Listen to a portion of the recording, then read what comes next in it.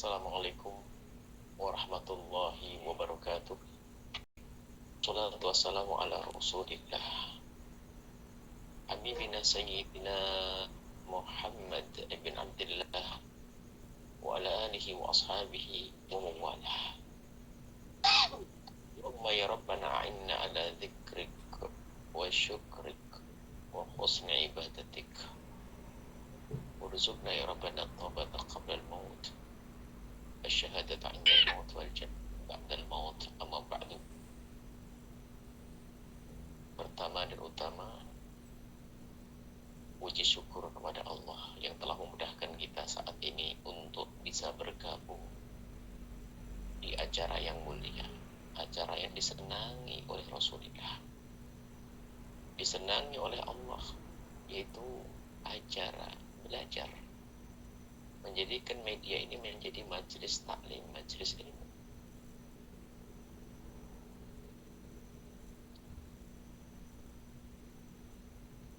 Dan ini adalah nikmat besar yang Allah berikan kepada kita. Jika Allah tidak menghendaki kebaikan kepada Anda, maka Anda pun tidak akan punya keinginan untuk bergabung di sini.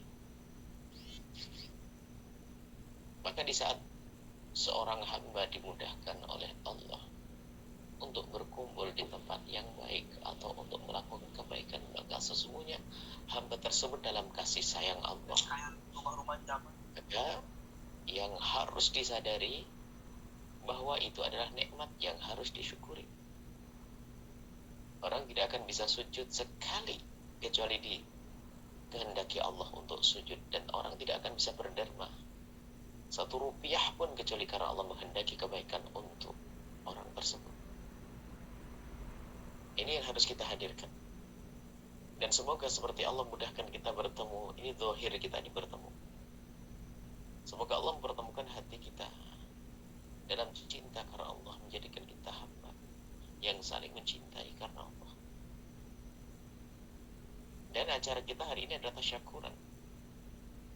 Tasyakuran urusan dengan pencarian nafkah. Semoga rezeki yang telah didapat oleh saudara-saudari semuanya ini adalah rezeki yang berkah dan berkembang, yang dibawa pulang ke rumah akan bisa menjadi modal yang cukup untuk kehidupan keluarga. Dan semoga semuanya dijaga oleh Allah di dalam bekerja, tetap bisa menjalankan kewajiban-kewajiban kepada Allah. Dan yang di rumah, yang dinafkahi juga dijaga oleh Allah, diberi oleh Allah kemudahan untuk melakukan kebaikan. Nah, kami akan bawa semuanya kepada hakikat tasyakur itu seperti apa sih? Syukur yang sesungguhnya adalah menggunakan apa yang Allah berikan kepada kita untuk yang Allah ridhoi. Kalau kita diberi oleh Allah pekerjaan yang maknanya adalah di balik pekerjaan itu ada nafkah, ada rezeki yang kita terima, maka kalau kita benar-benar mensyukuri karunia Allah rezeki tersebut, maka pastikan bahwa kita tidak akan menggunakan rezeki tersebut kecuali yang Allah ridhoi, dan pasti bermanfaat di akhirat. Itu mensyukuri nikmat. Jika ada seorang hamba memberikan kepada hamba yang lain satu martabat hamba dengan hamba, jika Anda memberikan hadiah kepada seseorang dalam harapan di hati Anda berharap bahwa Anda memberikan hadiah kepada orang tersebut akan menggunakan hadiah itu sebagaimana mestinya. Misalnya Anda memberikan hadiah kacamata, pakai kacamata saat ini memang menghindari silau. Mungkin orang bertanya, kenapa ya pakai kacamata hitam? Sebab lampu kamera itu sangat lumayan mengganggu. Atau ada seorang memberikan hadiah baju, menghadiah kerudung, atau memberi hadiah sorban. Coba Anda berikan hadiah kepada seseorang kerudung. Kerudung dipakai di mana? Di kepala.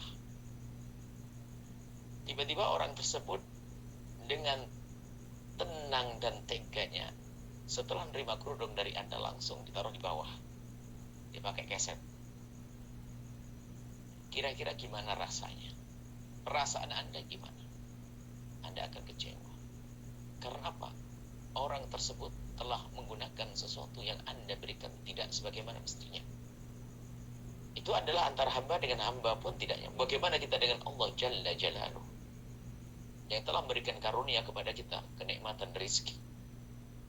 Kok ternyata kita gunakan untuk yang Allah murkai, maka itu akan menjadi sebab kehancuran kita. Kehancuran itu bisa saja terjadi di dunia, dan kehancuran nanti di akhirat itu lebih menyeramkan lagi. Tapi kalau seorang hamba sadar bahwasanya apa yang Allah berikan kepadanya adalah karunia, lalu ia gunakan untuk yang Allah ridhai, maka sesuai yang dijanjikan Allah, la azidannakum, la in syakartum la azidannakum. Kalau kalian mensyukuri nikmatku, nikmat dari Allah, niscaya Allah akan tambah.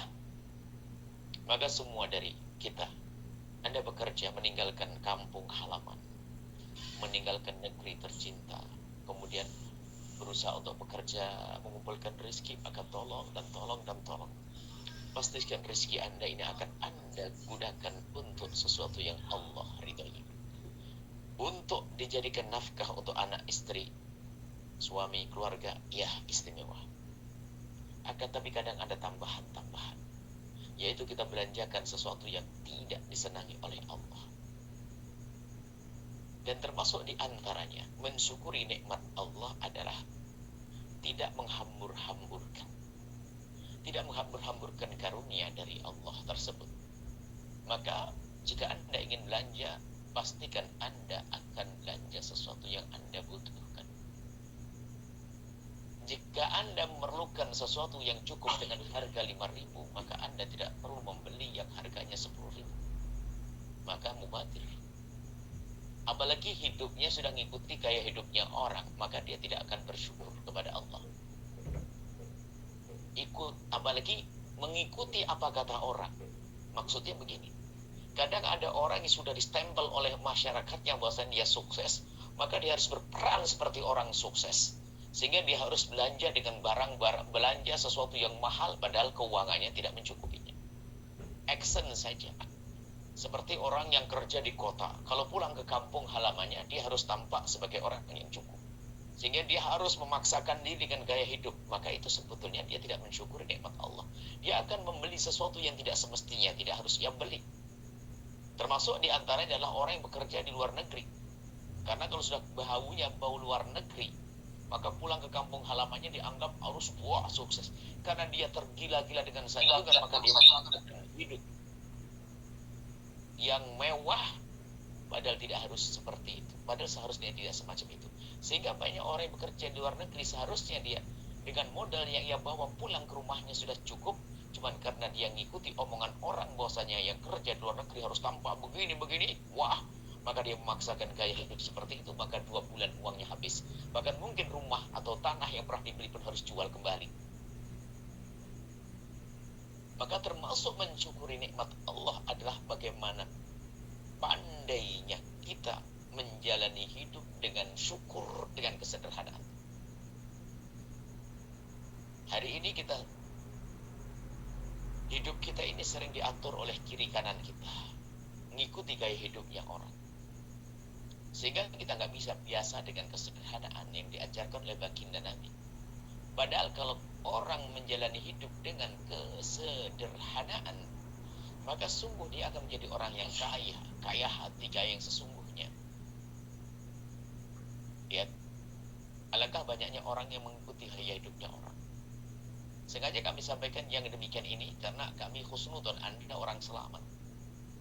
Anda orang dalam hidup Anda adalah baik dan benar, bukan seperti sebagian dari teman-teman yang pergi ke luar negeri, pulang ke rumah gayanya gaya mewah, tidak lama kemudian nyungsep kembali dan harus kembali lagi ke luar negeri. Sehingga hidupnya adalah hidup hanya pamer gaya hidup yang mewah, padahal dia sendiri sengsara. Nah, ini termasuk bentuk orang yang tidak mensyukuri karunia dari Allah. Maka kami himbau membiasakan hidup sederhana. Jika ternyata Allah memberikan kepada kita harta melimpah, tetap kita membiasakan diri kita dengan kesederhanaan, maka orang yang biasa dengan sederhana, maka mudah baginya untuk bisa berbagi. Tapi orang yang menjalani hidup dengan gaya kemewahan, maka susah berbagi. Karena untuk mencukupi dirinya pun tidak pernah cukup, karena kerakusan telah menguasai dirinya, ketamaan menguasai dirinya, dan kesombongan harus dia ikuti, yaitu mengikuti gaya hidupnya orang. Susah berderma. Tapi alangkah mudahnya orang yang menjalani hidup dengan kesederhanaan, maka di saat diberi oleh Allah sesuatu, maka baginya mudah untuk dibagi.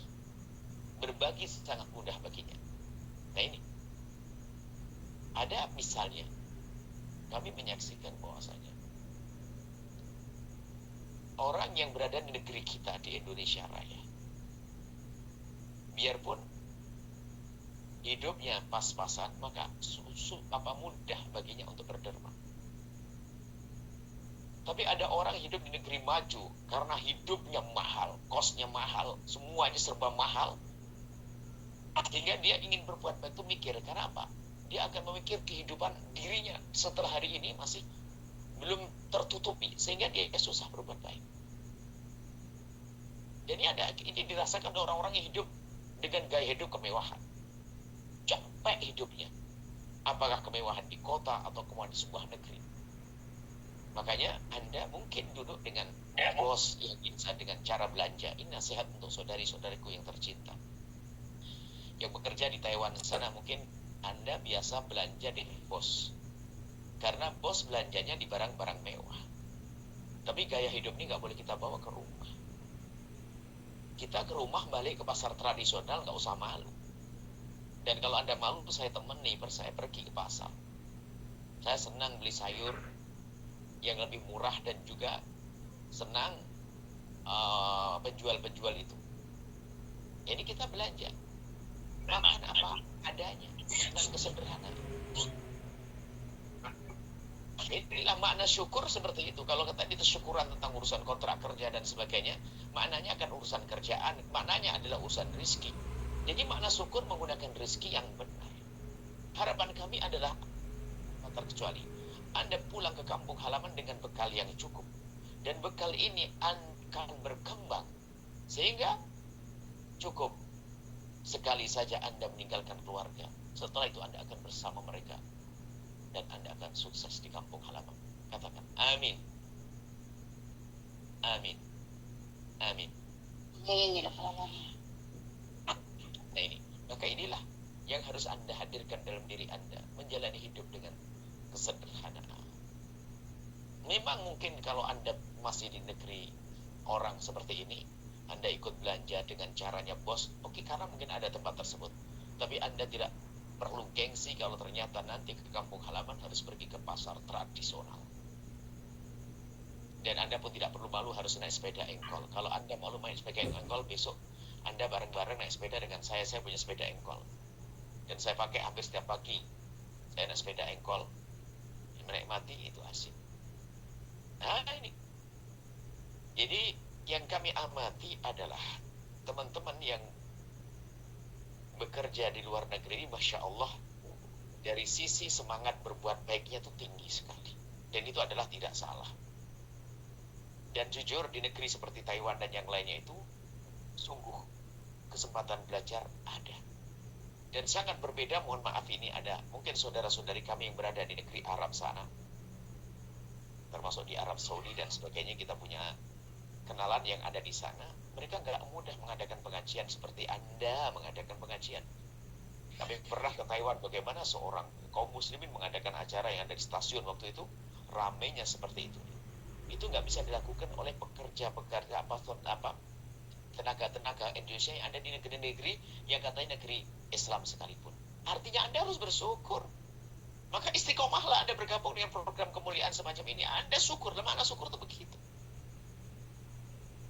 Kemudian lihat cara berderma, karena Anda ini dari Indonesia. Indonesia biaya hidup sangat murah. Ya, karena Anda berada di negeri yang biaya hidup sangat murah, kemudian berada di Taiwan, semacam itu. Dengan pemasukan uang yang sangat cukup. Lihat, di saat Anda melihat pengeluaran di Indonesia sangat mudah, maka apa yang terjadi pada diri Anda? Anda mudah berderma, kan begitu? Anda mudah berderma. Ingat waktu itu kami sering kalau keluar ke pesantren langsung Anda bisa mengeluarkan dari kocek Anda. Karena Anda nggak pusing lagi, kenapa? Hidup di Indonesia itu mudah. Nah, makna mudah ini yang Buya sampaikan tadi adalah membiasakan dengan kesederhanaan. Maka kalau gaya hidup kita itu sudah kita rubah dengan kemewahan, maka susah berderma. Susah berbuat baik. Susah dia untuk ikut andil dalam perjuangan yang memerlukan hartanya. Nah, maka dari itu, kembali, biasakan dengan kesederhanaan. Baju yang kita pakai, nggak perlulah kita berpikir tentang merek. Ya mungkin hari ini memang Anda harus merek luar negeri karena Anda di luar negeri. Dan kalau di kampung kita cukuplah kita belanja baju yang mungkin di Tanah Abang sana, yang kemudian juga dibuat di Tasik Malaya, kemudian ada Galgubuk di Cirebon, atau mungkin di Tulungagung sana. Jadi biasakan ayo dengan kesederhanaan. Sehingga dengan itulah kita mudah bersyukur. Jadi syukur itu harus ada sebabnya dong. Kita mencari sebab bagaimana bersyukur, tasyakuran.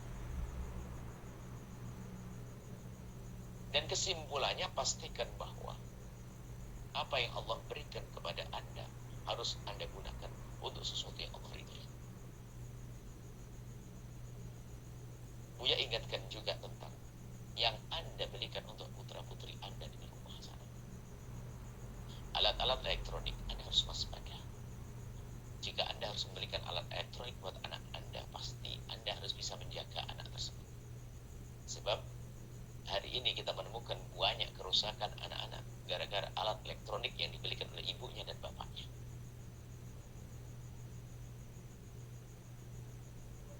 Baik, ini adalah tanda bersyukur dari rezeki Anda. Kalau Anda belikan latah begitu saja tanpa Anda pikirkan siapa yang menjaganya, maka anak Anda akan rusak dengan alat-alat tersebut. Kita menemukan bagaimana anak kecil masuk pondok pesantren, ternyata dia punya pengalaman di rumah nonton film yang tidak pantas dilihat oleh orang tua sekalipun, sehingga menjadi sebab psikologinya berbeda waktu dia di pondok, karena dia di rumah gara-gara tontonan yang ia lihat oleh handphone yang dibelikan oleh ibundanya, ayahanda. Anda harus waspada. Kalau Anda membebaskan anak Anda urusan yang seperti ini, maka Anda tidak bersyukur, bahkan Anda akan merusak. Cuman kadang tadi latah atau gampang terkagum-kagum dengan teknologi dan sebagainya, sehingga anaknya diberi begitu saja tanpa dipikirkan akibatnya apa. Dan banyak orang-orang semacam ini hanya pengen dilihat gaya action, biar lihat di rumahnya bahasanya anaknya kaya, anaknya punya alat elektronik, punya laptop, punya handphone, punya ini. Lihat, orang seperti itu susah hidupnya. Pulang ke rumah sebulan 2 bulan dia nyungsep, balik lagi dia ke luar negeri. Dan lebih indah lagi kami himbau dari sebanyak orang yang bergabung di sini, hari ini adalah zaman mengerikan. Al-Bahjah punya banyak program. Ada program pondok pesantren murni, tidak ada pendidikan umumnya, hanya belajar agama menjadi ulama. Kita juga membuat pondok pesantren yang di situ ada belajar umum sekolah, mulai dari SD, SMP, SMA. Subhanallah, bludak. Kita tidak bisa menampung, tidak bisa menerima semua yang mendaftar. Kenapa yang demikian itu? Bahkan tergolong mereka ada orang-orang kelas menengah ke atas, orang yang banyak duit. Apakah tidak ada sekolah lain di tempat lain ubahnya? Tapi kenapa kok milih pondok pesantren? Karena kecerdasan mereka. Mereka sudah sangat khawatir di hari ini, di saat mereka punya anak sekolah di luar pondok pesantren. Maka kalau Anda, dan banyak sudah kami dengar di antara para saudara-saudari yang ada di Taiwan, di Hong Kong, banyak anaknya di pondok pesantren, dia mereka tenang.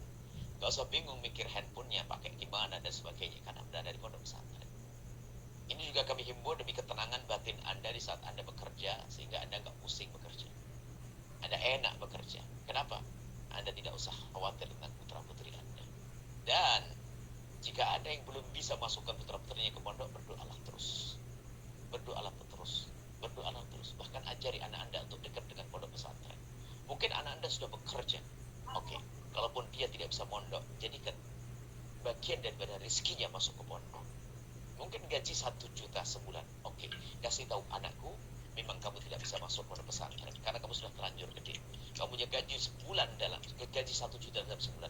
Sisihkan untuk pondok 10.000, 20.000 per bulan, 20.000. Yang penting hatinya sambung dengan pondok pesantren. Maka itu udah benteng keselamatannya. Ini termasuk mensyukuri juga, mensyukuri karunia anak.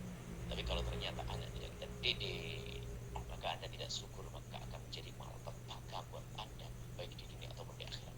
Baik, ini bisa kami sampaikan banyak poin yang tadi yang kami sampaikan secara acak saja adalah mensyukuri karunia Allah adalah menggunakan apa yang Allah berikan untuk yang Allah ridha.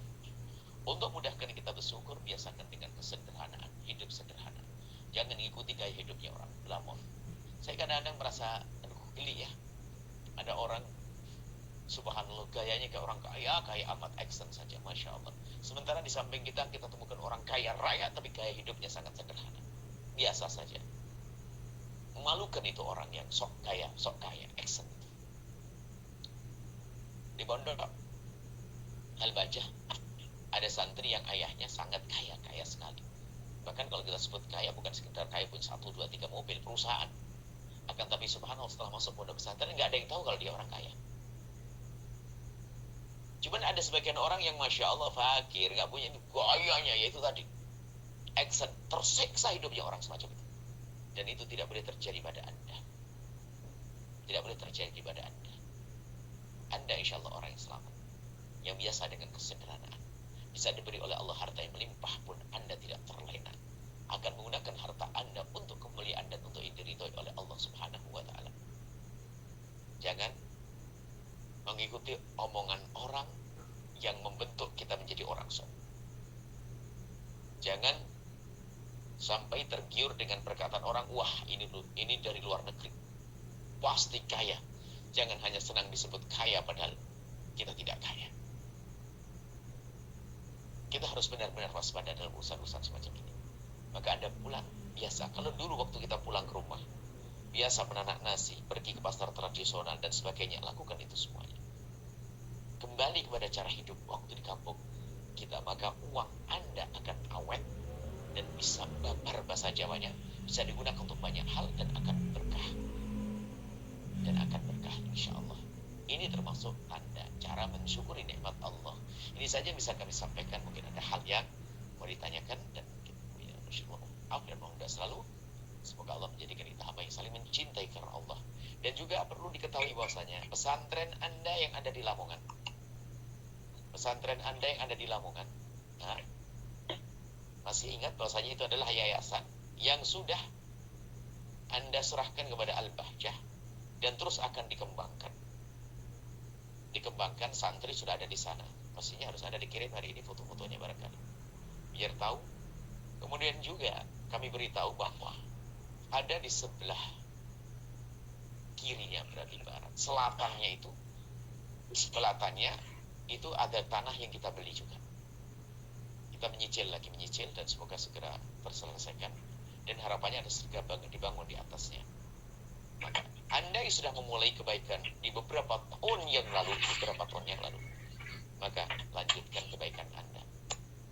Yang belum, jangan ketinggalan dari rombongan kemuliaan. Nah, kali bisa nanti isikan rezeki untuk menyempurnakan pembangunan pondok pesantren yang ada di Lamongan. Al-Bahjah di Lamongan yang dulu adalah yayasan Anda semuanya. Dan memang semua yang diurus oleh Al-Bahjah, yayasan harus dialihkan ke Al-Bahjah. Kenapa? Agar kontrolnya jelas. Sebab Al-Bahjah itu yang kontrol, semua yang ada di Indonesia saling mengontrol. Sehingga perkembangannya dan sebagainya, keuangan segala macam sangat rapi, sehingga tidak dikasih celah untuk hal-hal yang tidak baik. Jadi kontrol itu penting, maka diarahkan pada Al-Bahjah dan sekarang sudah diurus Al-Bahjah. Pahala ya sama, tetap mengalir kepada siapa dulu yang merintisnya, siapa dulu yang membangun di Lamongan tersebut. Kebahagiaan adalah kelak saat kita menghadap kepada Allah. Ayo, pembebasan tanah, semoga Anda bisa bergabung dan kalau bisa segera ada ide-ide cemerlang untuk menambah bangunan di atasnya. Al-Bahjah Lamongan RT 13 RW 04 Dusun Mireng Desa Harwatan, Kecamatan Ngimbang, Kabupaten Lamongan, Jawa Timur. Masya Allah, ini saja informasi tentang pesantren Anda yang ada di Lamongan. Wallahu a'lam bishawab.